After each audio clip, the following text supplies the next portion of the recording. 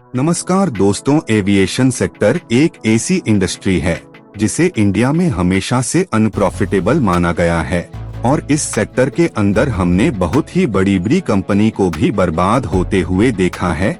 जैसे कि पिछले 10 सालों में भारत के अंदर जेट एयरवेज, किंगफिशर, सहारा एयरलाइंस और यहाँ तक कि एयर डेक्कन जैसे बड़े प्लेयर्स प्रॉफिट नहीं कमा पाया और मजबूरी में इन्हें एविएशन सेक्टर से बाहर का रास्ता देखना पड़ा।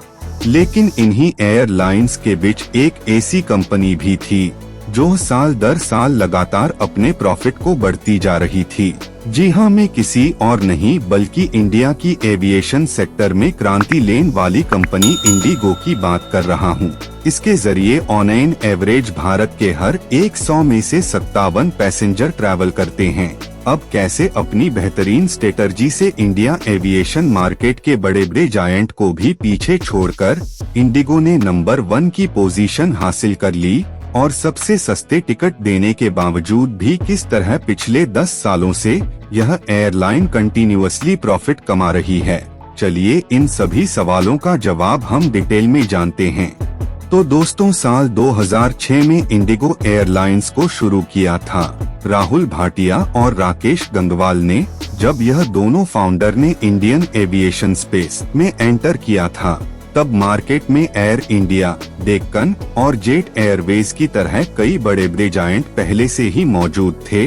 अब इन एयरलाइंस का आसमान में तो बड़ा कब्जा दिखाई देता था, लेकिन असल में यह कंपनी लगातार लॉसेस फेस कर रही थी। वैसे तो इंडिगो एयरलाइन को साल 2004 में ही लाइसेंस मिल गया था, लेकिन बाकी कंपनी के लॉसेस को देखकर इनके फाउंडर इस सेक्टर में आगे बढ़ने से घबरा रहे थे। और यही वजह है कि 2 सालों तक काफी डीप स्ट्रेटजी बनाने के बाद फाइनली 4 अगस्त 2006 को इंडिगो ने अपनी पहली उड़ान भरी। अब शुरुआत के कुछ साल बाकी एयरलाइंस की तरह इंडिगो को भी नुकसान झेलना पड़ा। जहां 2006 से 2007 में 200 करोड़ रुपए, तो वहीं 2007 से 2008 में 234 करोड़ रुपए डूब गए। पर इनकी प्लानिंग इतनी जबरदस्त थी कि 2008 के बाद अचानक इंडिगो प्रॉफिट कमाने लगी, क्योंकि जहां इस टाइम सभी एयरलाइंस डूब रही थी, वही इंडिगो को 2009 में 82 करोड़ रुपए, तो 2010 में 484 करोड़ रुपए का प्रॉफिट हुआ। और दोस्तों ध्यान दीजिएगा, यह वह समय था जब पूरी दुनिया मंदी से बाहर आने में लगी हुई थी और फिर एक बार प्रॉफिट में आने की बात से तो इंडिगो ने फिर कभी भी पीछे मुड़कर नहीं देखा और इनके फायदे साल दर साल लगातार बढ़ते ही चले गए। पर क्या आपको पता है इंडिगो ने अपनी मोनोपोली कैसे क्रिएट की? और मेन 3 पॉइंट पर ज्यादा फोकस किया। First, low fare, second, being on time और third, delivery hassle free experience. अब एविएशन इंडस्ट्री में एयरलाइंस को शुरुआत करने के लिए पानी की तरह पैसे बहाने पड़ते हैं, लेकिन यहाँ पर जो पहले से मौजूद एयरलाइंस थे वह भी अपने टिकट प्राइस पर नामात्र का ही प्रॉफिट कमा पा रहे थे।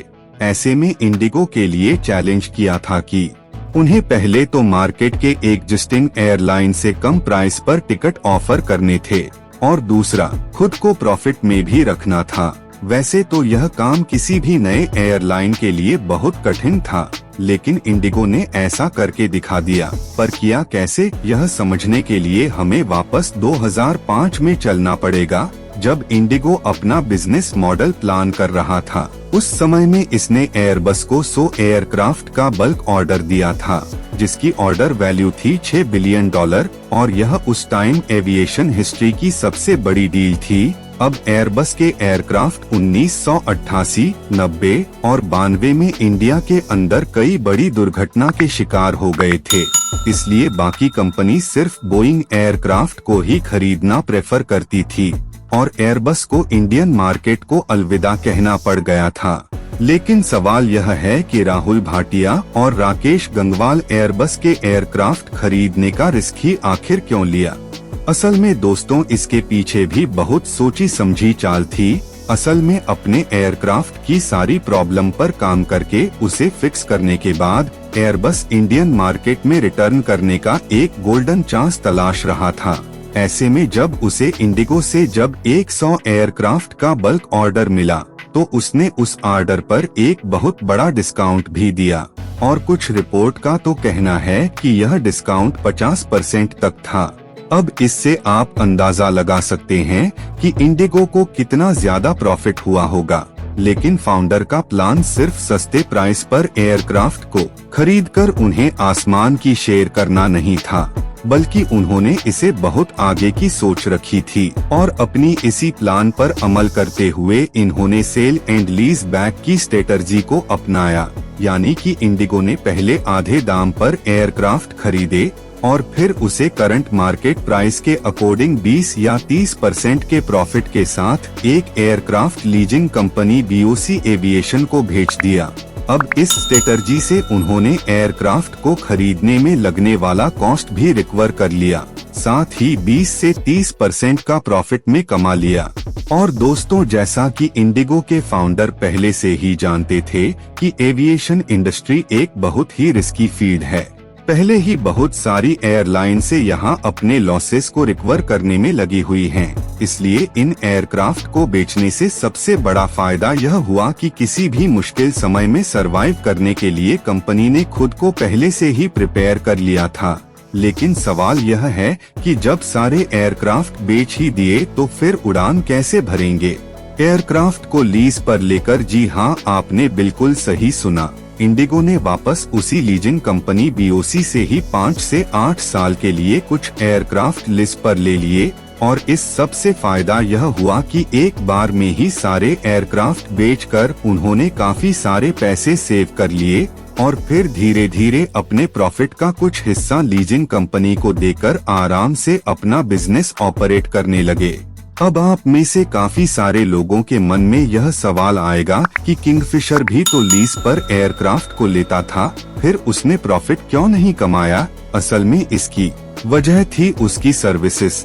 किंगफिशर लोगों को एक लग्जरी ट्रैवलिंग एक्सपीरियंस ऑफर करने पर फोकस कर रहा था, जिस वजह से उसे प्लेन के अंदर फूड, एंटरटेनमेंट सिस्टम और कई तरह की चीजें भी कैरी करनी पड़ती थी और इसकी वजह से प्लेन का फ्यूल कॉस्ट बढ़ जाता था। साथ ही लग्जरी चीजों को प्रोवाइड करने में भी काफी खर्च होते थे। ऐसे में ना चाह कर भी कंपनी को टिकट का प्राइस बढ़ाना ही पड़ता था। अब इंडिया एक ऐसा देश है जहां लोगों को लग्जरी चीजें तो बहुत पसंद आती है, लेकिन उसके लिए एक बड़ा अमाउंट खर्च करना उन्हें बिल्कुल नहीं भाता। यही वजह थी कि किंगफिशर लग्जरी एक्सपीरियंस देने के बावजूद कभी भी प्रॉफिट मेकिंग बिजनेस नहीं बन पाया और विजय माल्या को कर्जे में डुबो दिया। वहीं अगर हम इंडिगो की बात करें तो उसने एक्स्ट्रा फैसिलिटी को रिमूव करके सिर्फ उन्हीं चीजों पर अपना फोकस रखा जिसकी जरूरत सच में पैसेंजर्स को पड़ती है। इससे प्लेन का फ्यूल कॉस्ट काफी रिड्यूस हो गया और यही वजह थी कि इंडिगो अपने टिकट के दाम इतना कम करने में कामयाब रहा था और एक अच्छा प्रॉफिट मिल रहा था। दोस्तों, आज की वीडियो में बस इतना ही। अगर आपको वीडियो अच्छी लगी हो तो वीडियो को लाइक करके अपना हर एक दोस्त तक जरूर शेयर करना और अगर आप इंडिया इन्फो चैनल पर नए हो तो चैनल को सब्सक्राइब करके बेल आइकन पर क्लिक करके जरूर रोल कर देना। मिलते हैं अगले वीडियो में कुछ मजेदार टॉपिक के साथ। तब तक के लिए जय हिंद, जय भारत।